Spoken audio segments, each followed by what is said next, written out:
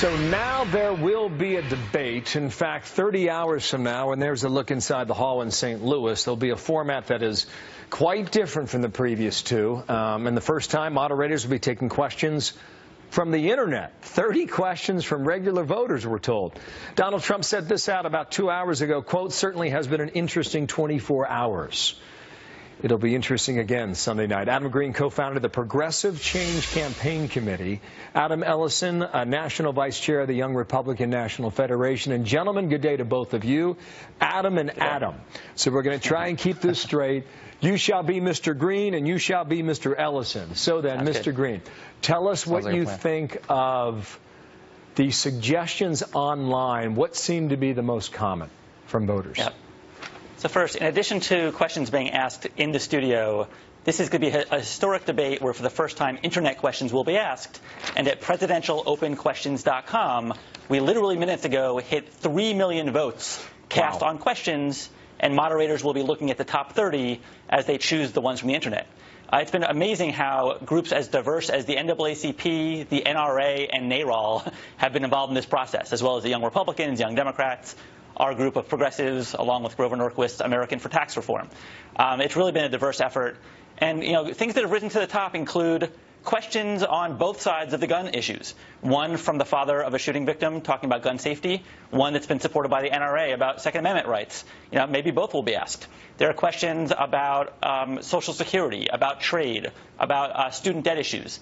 The bottom line is that while the groups in the coalition disagree on many issues, what we agree on is that it's a good thing if silly questions and gotcha questions are tossed to the side, and the questions that are most on the minds of voters are risen to the top and asked to candidates. So who do the moderators read those questions, or do the voters themselves voice it?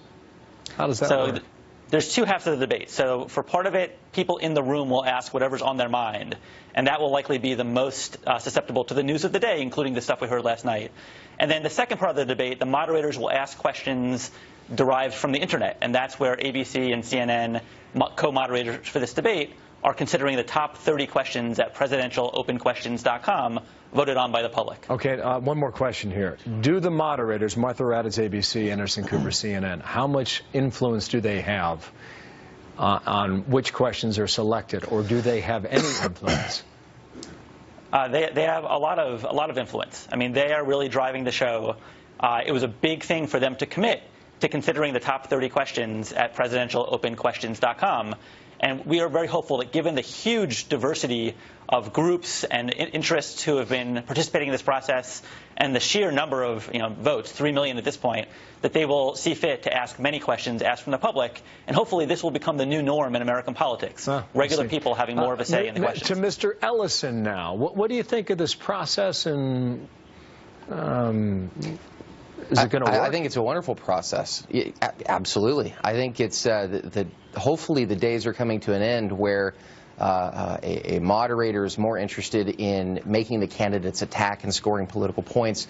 Hopefully the days of, look, we want to hear from the public on these debates. These are our debates as the people, and so I can think of nothing more fitting than reaching into the most inner parts of America and hearing from students, from hardworking from successful people, from unsuccessful people, right? What are the struggles that we face? What are the successes that we can have when opportunity is realized in the country? Those questions can all come to fruition right here at the debates, and I think that's an important part of the process, so that there is no agenda.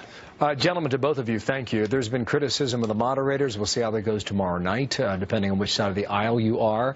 Mr. Ellison, thank you. Mr. Green, thanks to you. Adam and Adam. Thank you. Thank you, fellas. Thank you. Enjoy it.